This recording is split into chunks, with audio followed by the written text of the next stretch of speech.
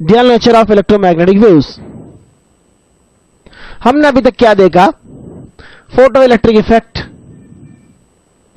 और Compton effect, जो कि हम सिलेबस में नहीं है हमारे। इन दोनों में पार्टिकल नेचर प्रूफ होता है। Particle nature of electromagnetic waves are seen, लेकिन डिफ्रैक्शन, इंटरफेरेंस, इसमें हमने वेव नेचर प्रिडोमिनेंट हो जाता है। वेव नेचर से हम इन्हें एक्सप्लेन कर सकते हैं। इंटरफेरेंस को तो वैसे हम पार्टिकल नेचर से भी प्रूफ कर सकते हैं, लेकिन हमारा जो यूनिवर्स में सभी कुछ वेव्स या सभी कुछ पार्टिकल्स की तरह ट्रीट नहीं किया जा सकता, या किसी एक पर्टिकुलर को देखें तो वह फुली वेव या फुली पार्टिकल नहीं होता। डी ब्रोगलीज मैटर वेव देखेंगे हम, इसी चैप्टर में हमने इंक्लूड किया है उसे। तो इसका मतलब यह है कि मैटर के साथ अगर वेव एसोसिएटेड है तो इलेक्ट्रोमैग्नेटिक वेव्स तो दोनों नेचर बताएगी आपका, जिसे हम फोटोन भी कहते हैं और वेव भी कहते हैं।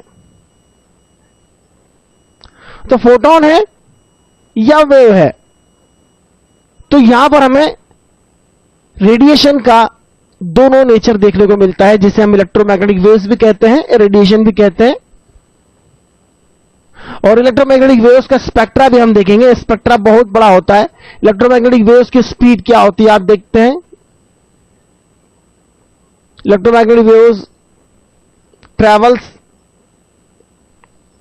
With speed of light. Basically light ही अपने आप में इलेक्ट्रोमैग्नेटिक वेव्स का एक पार्ट है, तो क्यों नहीं सबकी स्पीड सेम होगी। स्पीड होती है 3 × 10⁸ मीटर पर second. This is the speed of electromagnetic waves, that is equal to speed of light. तो सभी वेव्स को हम देखेंगे, स्पेक्ट्रा पूरा देखेंगे, कितने तरह की वेव्स होती है इलेक्ट्रोमैग्नेटिक स्पेक्ट्रा में।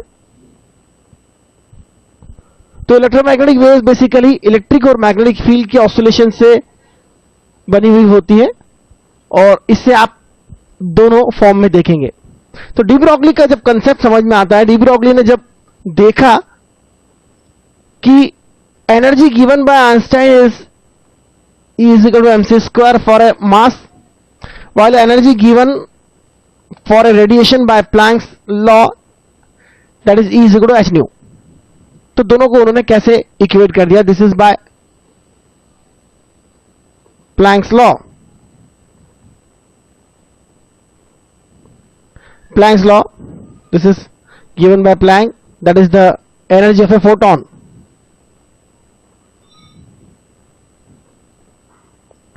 Energy of a photon having frequency nu। और फोटोन को अगर हम मैसिव पार्टिकल लेते हैं तो उसकी मास भी होगा। अगर उसका मास है तो उसकी एनर्जी हो जाएगी E is equal to mc²। That is by Einstein equation, that is energy equivalent to a mass. तो डी ब्रोगली हाइपोथेसिस क्या था हम देखते हैं। दोनों नेचर्स को उन्होंने कंबाइन कर दिया और एक बहुत बड़ी थ्योरी डेवलप हुई, जिससे आज हमारा पूरा फिजिक्स एक्सप्लेन हो सकता है। तो पहले हम देखते हैं इलेक्ट्रोमैग्नेटिक स्पेक्ट्रा क्या होता है। हमने देखा था speed of light is frequency into lambda, और यह अपने आप में कांस्टेंट है। अगर आप फ्रीक्वेंसी और लैम्बडा में रिलेशन देखिए तो फ्रीक्वेंसी जिस साइड इंक्रीज होता है उस साइड लैम्बडा डिक्रीज होता है।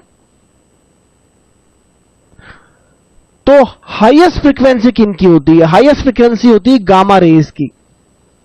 गामा रेज जो न्यूक्लियस से निकलती है उनकी होती है, और इनसे ज्यादा फ्रीक्वेंसी की वेव्स भी होती है जो कॉस्मिक रेज कहलाती है, जो ब्रह्मांड के किसी कोने से आती है। और कॉस्मिक रेज की वेवलेंथ अगर हम देखें, कॉस्मिक रेज की वेवलेंथ देखें तो वह होती है 10⁻⁻15 मीटर, और गामा रेज का वेवलेंथ गामा रेस के लिए वेवलेंथ क्या होती है? 10⁻⁻13 मीटर। गामा रेस से होती है एक्सरेज, जो कि हम एक्सरेज में पढ़ते हैं। आप देख सकते हैं एक्सरेज की जो होती है, एक्सरेज की वेवलेंथ जो होती है वो 1 एंगस्ट्रॉम टू 0.1 एंगस्ट्रॉम तक होती है, या 10 एंगस्ट्रॉम तक भी होती है। आप देख सकते हैं यहां पर, this is X ray zone. Ultraviolet range visible से ऊपर होता है अल्ट्रावायलेट, और विजिबल की फ्रीक्वेंसी आप देख सकते हैं, और लैम्बडा भी आप देख सकते हैं। विजिबल के लिए लैम्बडा आप देख सकते हैं 7.5 इंटू 10⁻⁷, दैट इज 7500 एंगस्ट्रॉम से लेकर सब जगह आपको थोड़ी डिफरेंट वैल्यूज मिलती है लिखी हुई 4000 एंगस्ट्रॉम तक। यह विजिबल रेंज हो गया। और छोटी वेवलेंथ के ऊपर और छोटी वेवलेंथ जो होती है अल्ट्रावायलेट की होती है। उससे बड़ी वेवलेंथ होती है, या कम फ्रीक्वेंसी की बात करें तो उससे कम फ्रीक्वेंसी होती है इंफ्रारेड की। इंफ्रारेड के नीचे satellite TVs, microwaves, radar, cellular phone lines जिस वेवलेंथ पे काम करती है वह सब आ जाती है इंफ्रारेड से नीचे। और उससे नीचे होती है रेडियो वेव्स। तो आप देख सकते हैं वेवलेंथ मीटर्स में हो गई। अब now wavelengths are in metres, और जिनकी वेवलेंथ मीटर में होती है उसे मीटर वेव भी कहा जाता है। Short wave, metre wave, radio wave, there are many waves and wavelengths. तो इतना सब याद करने की जरूरत नहीं है, बस हमें यह पता होना चाहिए कि कौन छोटा कौन बड़ा है कंपैरेटिवली, बस इतना काफी है। मेमोराइज करने की इतनी जरूरत नहीं है। तो आगे देखते हैं हम। This is our electromagnetic spectra, और इस स्पेक्ट्रा में कलर्स के बारे में आप देख सकते हैं। रेड कलर की वेवलेंथ सबसे ज्यादा होती है, वॉयलेट कलर की वेवलेंथ सबसे कम होती है, एंड सो ऑन। और प्लैंक्स लॉ के according energy is h in nu, where h is Planck's constant and nu is the frequency of radiation। तो आप देख सकते हैं एनर्जी इंक्रीज होता जाएगा जैसे जैसे आप राइट साइड में चलेंगे। Radios, infrared, ultraviolet, x-ray, gamma rays. तो रेडिएशन की एनर्जी उसकी फ्रीक्वेंसी पे डिपेंड करता है। एक एनर्जी का क्वांटा होता है, it is called quanta of energy, जिसे हम फोटोन कहते हैं, वो एक क्वांटा भी कहलाता है। तो यह है हमारा electromagnetic spectrum. What is de Broglie hypothesis? What is de Broglie hypothesis? De Broglie ने यह एज्यूम किया कि जो क्वांटा होता है उसकी energy according to Planck's rule h nu होता है। अगर वो क्वांटा लाइट का जो क्वांटा है उसका मास अगर एज्यूम किया जाए m, नॉर्मली लाइट पार्टिकल का मास हम 0 एज्यूम करते हैं, नेग्लिजिबल एज्यूम करते हैं, लेकिन उसका मास होता है, और उसकी बात हम करेंगे कितना मास होता है, ये बात करेंगे हम। h mc² के इक्वेट कर दिया उन्होंने, क्योंकि अगर उसे m मास का कोई पार्टिकल माना जाए या मूविंग ऑब्जेक्ट का मास, आइंस्टीन के अकॉर्डिंग अगर ऑब्जेक्ट मूव करता है तो उसकी स्पीड लाइट की स्पीड से ज्यादा कभी नहीं हो सकती है। मैक्सिमम स्पीड जो यूनिवर्स में पॉसिबल है वो स्पीड ऑफ लाइट है, चाहे वो रिलेटिव स्पीड हो किसी दो पार्टिकल की या किसी एक पार्टिकल की इंडिविजुअल स्पीड हो किसी रेफरेंस फ्रेम के रेस्पेक्ट में, क्योंकि उस केस में उसका मास जो होता है वो अनडिफाइंड हो जाएगा। स्पीड ऑफ पार्टिकल अगर v है तो उसका मास जो है m is m0 upon √1 - v² होता है। तो यहां m0 is called rest mass. What do you mean by rest mass? जब पार्टिकल रेस्ट में है तो उसका रेस्ट मास कहलाता है। तो वैसे तो फोटोन का रेस्ट मास 0 होता है। एक बात मैं आपको बता दूं, rest mass of photon is 0। This is very important point. तो उसका मास मूविंग होगा केवल अगर उसका मूवमेंट हो रहा है, स्पीड c से मूव हो रहा है, तो उसका मास होगा m। तो उसका मास m0 अगर 0 हो गया, 0.0 हो गया, 0.0 is undefined, but 0.0 can be anything. Mathematics में ये बात हमने डिस्कस करी है, 0.0 में भी एनीथिंग। तो m0 is 0 for photon speed is c by c is 1, 1 minus 1 is 0, that is 0 by 0 form हो जाएगा ये। तो m में भी something but not 0, not infinity. तो डी ब्रॉगली ने एज्यूम किया था मास m फोटोन के लिए, और यहां पर उन्होंने क्या करा, hc by लैम्डा लिखा, mc square, hc by lambda is equal to mc square. बहुत ही बेसिक इक्वेशन है, और c कैंसिल हो जाएगा। तो उन्होंने h by लैम्डा को लिखा mc। उन्होंने कहा कि mc जो है वह मोमेंटम हो गया फोटोन का, जिसका मास m है, स्पीड c है, और यह जो मोमेंटम है mc जो है वो h by लैम्डा है, where lambda is the wavelength of photon. उन्होंने इसे सभी पार्टिकल्स पर अप्लाई कर दिया। उन्होंने कहा सभी पार्टिकल, दुनिया में जो भी पार्टिकल है उसकी सिर्फ पार्टिकल प्रॉपर्टी नहीं होती है, उससे एक वेव जुड़ी होती है जिसे मैटर वेव कहा जाता है। और wavelength of matter wave, wavelength of matter wave, wavelength of matter wave associated with the particle जो होगी वह होगी lambda, that is equal to h by p। यहां आप देख सकते हैं lambda is h by p। और उन्होंने कहा कि p की value mass of the particle into speed v के इक्वल होगा। तो जो फोटोन के लिए उन्होंने कहा था, फोटोन के लिए linear momentum is h by lambda, तो उन्होंने कहा सभी पार्टिकल्स की वेव प्रॉपर्टी होती है और सभी के लिए लैम्बडा जो होगा h बाय मोमेंटम होगा। तो उन्होंने यह वेवलेंथ जो कही, that is called de Broglie wavelength, that is the wavelength of matter wave associated with a particle. अब आप सोचते होंगे पार्टिकल के साथ वेव कैसे जुड़ी हो सकती है, पार्टिकल के साथ वेव कैसे जुड़ी है, यह तो बहुत ही मुश्किल है, बहुत सारी बातें हैं इसमें, बहुत लंबा प्रोसेस है, पर मैं आपको कुछ बातें समझा सकता हूं। जो पार्टिकल छोटे होते हैं उनकी कैरेक्टरिस्टिक, उनके बिहेवियर को हम उसके वेव नेचर से ज्यादा अच्छे से डिस्क्राइब कर सकते हैं।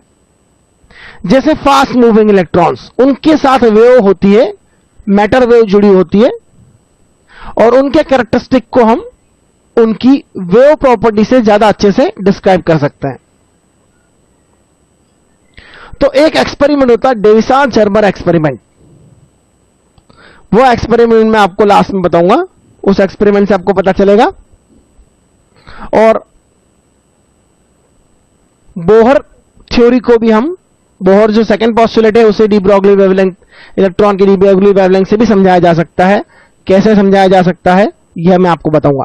पर अगर कोई पार्टिकल के साथ वेव जुड़ी है तो समझ लीजिए कि यह वेव है, और पार्टिकल उनके ऊपर ऐसे सवार होकर चलता है जैसे कि समुद्र की लहरों पर कोई सर्फर मूव करता है। समुद्र की लहरों पर अगर कोई सर्फर मूव करता है, उसी तरह से पार्टिकल से जुड़ी हुई वेवलेंथ चलती है। और ये वेवलेंथ कुछ इस तरह से होती है, इनके कॉम्बिनेशन से कुछ इस तरह से पल्सेस बन सकती है, और पल्स के टॉप पर सवार होता है आपका पार्टिकल, जिसे घोड़े पर सवार होकर चलते हैं उस तरह से। तो ये बड़ा इंटरेस्टिंग है, बहुत ही इंटरेस्टिंग है। तो हम बिहेवियर देखेंगे, लेकिन यह प्रूफ हो जाता है। डी ब्रॉगली का यह हाइपोथेसिस जब दिया था तो वह केवल हंसी के पात्र थे, लेकिन बाद में डेविसा-जर्मर एक्सपेरिमेंट से यह प्रूफ हो गया कि यह वेवलेंथ होती है, मैटर वेव्स होती है, और उसके बाद तो पूरी फिजिक्स की कहानी बदल गई। और बैठे बिठाए उन्होंने एक्सपेरिमेंट कर लिया बिना कुछ करे। मुझे लगता है कि सबसे इजीएस्ट एक्सपेरिमेंटल थे, वर्ल्ड के सबसे इजीएस्ट साइंटिस्ट थे। तो आइए देखते हैं उन साइंटिस्ट ने और क्या कहा था। कैसे इन फॉर्मूला को यूटिलाइज करना है, बड़ा आसान है। मोमेंटम को आप under twice mass into kinetic energy भी ले सकते हैं। This is the formula for calculation. A photon in light beam A has twice the energy of a photon in light beam B. The ratio PA by PB of their momenta is, momentums का ratio find करना है आपको। Momenta is h upon lambda. इससे आप lambda की value को अगर आप फिर से लिखना चाहते हैं तो आप देखिए c से मल्टीप्लाई कर दीजिए यहां पर, और डिवाइड कर दीजिए c से, यह मिला आपको लैम्बडा। सी को आप लिख सकते हैं न्यू इंटू लैम्बडा बाय सी।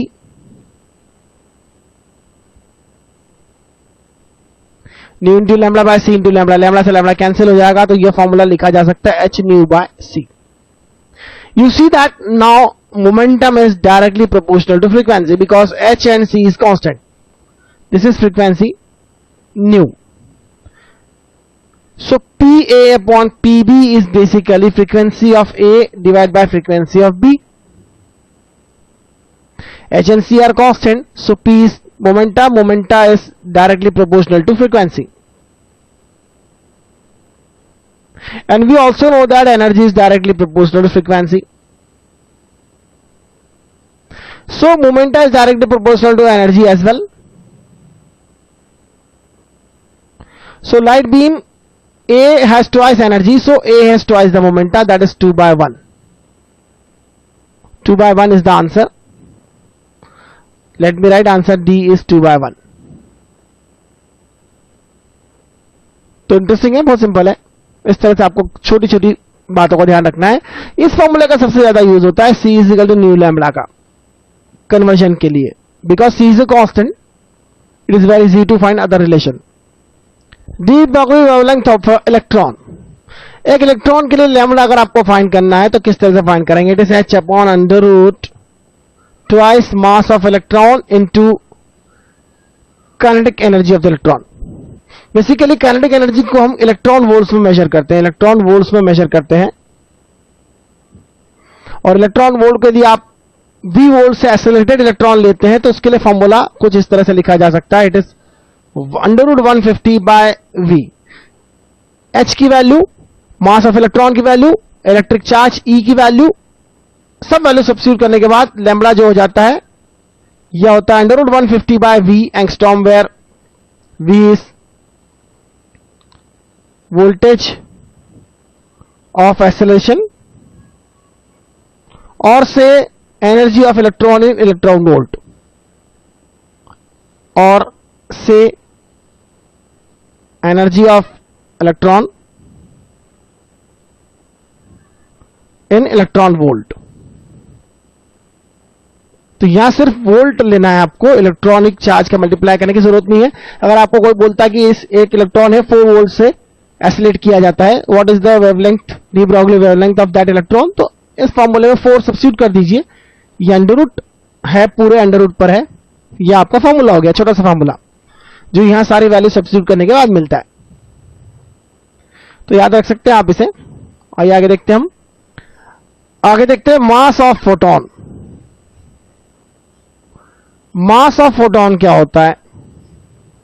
हमने क्या देखा था, mc² is equal to h nu. तो मास क्या हो जाएगा? मास ऑफ फोटोन जो है वो m, ये हो जाएगा h nu by c², h nu by c²। This is the mass of photon, that is mass of photon और क्वांटा। तो ये फॉर्मूला हो गया आपका मास ऑफ फोटोन के लिए। न्यू की वैल्यू आप c बाय लैम्बडा भी सब्स्टिट्यूट कर सकते हैं और दूसरी कैलकुलेशन कर सकते हैं। डेविसार-जमर एक्सपेरिमेंट। डेविसार-जमर 2 साइंटिस्ट थे, वो एक एक्सपेरिमेंट कर रहे थे निकल क्रिस्टल पर इलेक्ट्रॉन्स के, हाई स्पीड इलेक्ट्रॉन्स को वो प्रोजेक्ट कर रहे थे और उसके जो स्कैटरिंग था उसे देख रहे थे। और निकल क्रिस्टल कुछ इस तरह से लिया था उन्होंने, और यहां उनका डिटेक्टर था जो इस तरह से गोल गोल पाथ में मूव करता था और हर डायरेक्शन में आने वाले स्कैटर्ड इलेक्ट्रॉन्स को मेजर करता था। तो नॉर्मली क्या होना चाहिए था, यहां जो डिफरेंट एंगल पर अगर आप प्लॉट करते हैं number of electrons at different angle, तो ग्राफ कुछ कांस्टेंट मिलना चाहिए। अगर इस ग्राफ को मैं कुछ इस तरह प्लॉट करूं कि ओरिजिन से डिस्टेंस को मैं लेता हूं इंटेंसिटी, और यहां से लेता हूं मैं डायरेक्शन को एंगल, तो उन्होंने क्या देखा कि एक पर्टिकुलर एंगल पर मैक्सिमम इंटेंसिटी मिल रही है, इस पर्टिकुलर एंगल पर मैक्सिमम इंटेंसिटी मिल रही है और बाकी जगह पर इंटेंसिटी कम मिल रही है। इस पर्टिकुलर एंगल को उन्होंने मेजर किया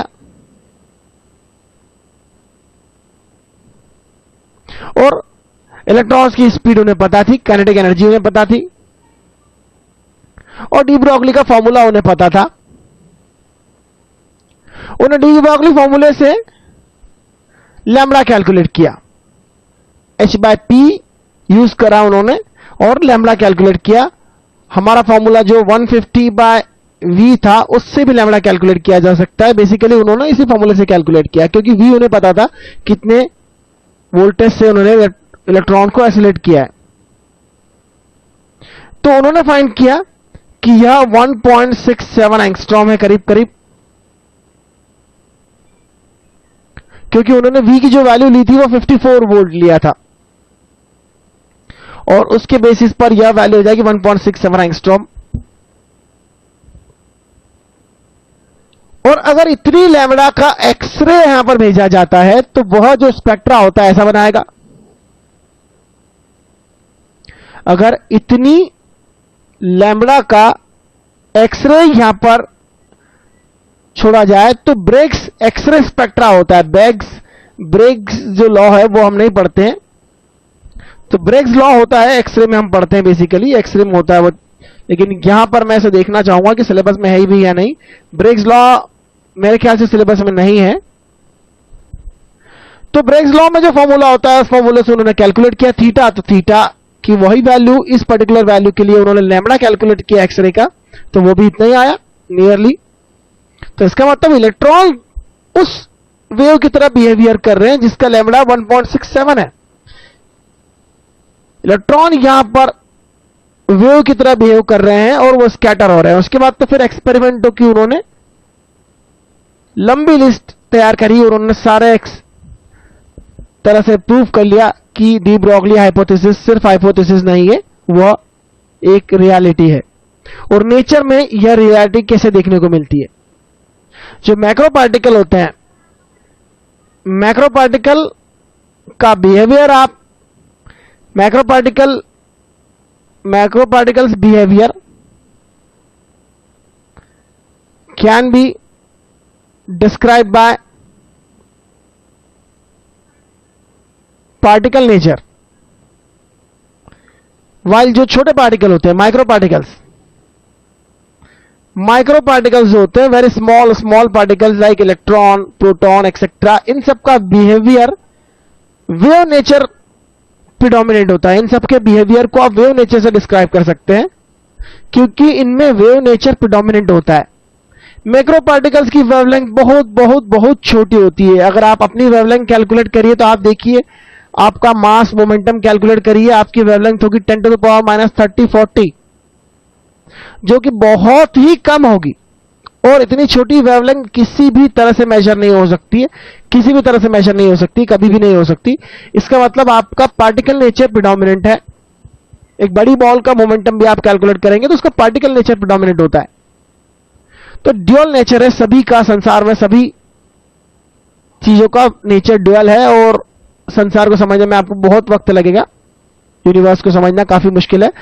तो माइक्रो पार्टिकल्स होते हैं, वेव नेचर इज प्रिडोमिनेंट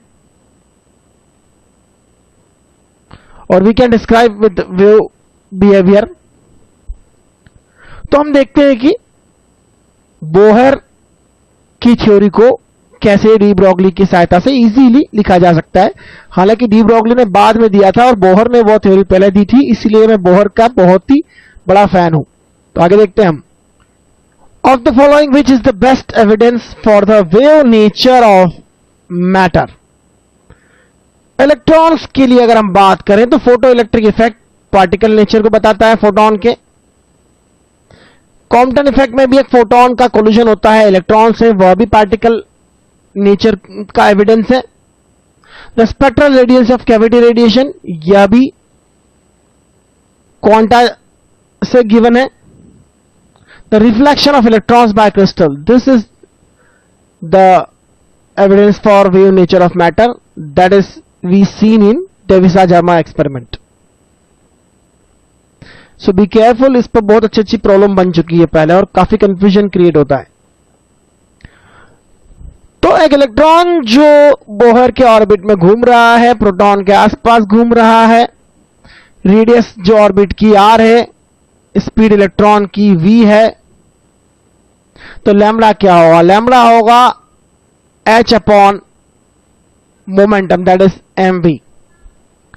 लेकिन किसी एक पाथ पर, सबसे छोटे पाथ पर n=1 के लिए आप देखें तो n=1 के लिए यहां पर कितनी वेव्स होना चाहिए? एक वेव पूरी होना चाहिए, पूरी एक वेव होना चाहिए। एक वेव से ज्यादा नहीं होना चाहिए, कम नहीं होना चाहिए। अगर एक वेव से ज्यादा है, कम है, तो बड़ी गड़बड़ होगी। तो मैं ज्यादा कम के लिए भी डायग्राम बना के दिखाता हूं आपको। अगर यहां एक पूरी वेव लेते हैं तो देखिए किस तरह से होगी, वो कुछ इस तरह से होगी। आप सोचेंगे यह कैसे वेव हो गई? आप इसे काट के सीधा करेंगे तो आपको मिलेगा कि वह इस तरह से वेव है, और यह उसका ऑर्बिट सीधा कर दिया आपने और एक वेव पूरी इस तरह से हो गई। अगर वेव पूरी नहीं है तो क्या होगा? अगर वेव पूरी नहीं है, अधूरी है या आधी से ज्यादा है, तो ओवरलैप हो जाएगी। ओवरलैप होगी तो इंटरफेरेंस होगा और सुपर इंपोजिशन होगा इनफैक्ट। और सुपर इंपोजिशन होगा तो यहां पर एक रिजल्टेंट वेव मिलेगी और फिर से एनर्जी कम या ज्यादा होगी और सेट हो जाएगा ऑर्बिट इस तरह से कि उसमें एक पूरी वेव हो या दो पूरी वेव हो। तो n1 पर एक वेव होगी, n2 पर दो वेव होगी। n अगर 2 लेते हैं तो वहां पर दो वेव होगी, कुछ इस तरह से, एक दो पूरी वेव्स होंगी। यहां देख सकते हैं एक वेव यहां से यहां तक, एक वेव यहां से यहां तक। मैंने डायग्राम थोड़ा ऑर्बिटरी बनाया, तो इस तरह से पूरी वेव होगी। तो फर्स्ट ऑर्बिट हो कि सेकंड ऑर्बिट हो, वेवलेंथ जो होगी वह एक सर्कमफेरेंस के इक्वल होगी। और सर्कमफेरेंस कितनी होगी? 2πr। सर्कमफेरेंस होगी 2πr। और जो सर्कमफेरेंस होगी वो कितनी होगी? आप देखिए, सर्कमफेरेंस जो होगी वो होगी n टाइम्स द लैम्बडा।